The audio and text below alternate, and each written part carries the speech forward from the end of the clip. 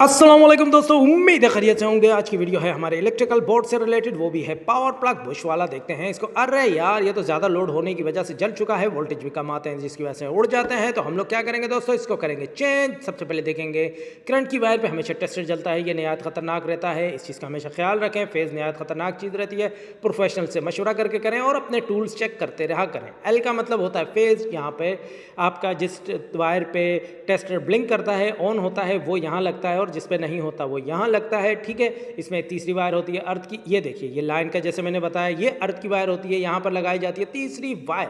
हमेशा इस चीज़ का ख्याल रखें और प्रोफेशनल से मशवरा करके करें।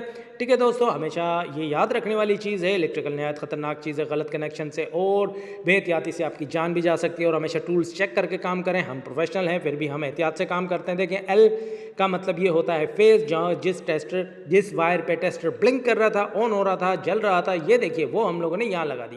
न्यूट्रल वायर हम लोगों ने यहाँ लगा दी, अर्थ की वायर का इस्तेमाल नहीं किया गया, तो हम लोगों ने इसको फिट करेंगे। ठीक है दोस्तों, कभी भी इस तरीके से हो आप मेन लाइन बंद करके काम करेंगे, नहायत अच्छा रहता है। लेकिन फिर भी प्रोफेशनल से मशवरा करें, कहीं ये ना हो गलत कनेक्शन से आपकी वायरिंग चल जाए।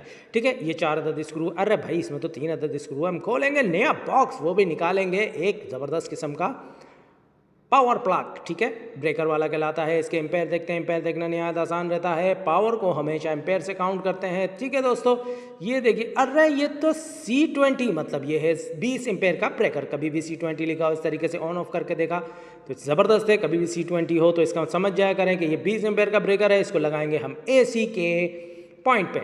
ठीक है, ये देखिए, अब आप देखते हैं एल का मतलब लाइन होता है, जैसा मैंने बताया, इसमें सेंटर पॉइंट अर्थ का है।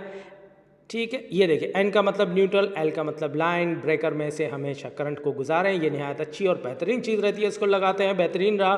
ठीक है दोस्तों, कभी भी हो तो इस तरीके से हमेशा ख्याल रखें। उम्मीद है वीडियो अच्छी लगी होगी। अपना बहुत सारा ख्याल रखिएगा। अल्लाह हाफिज़।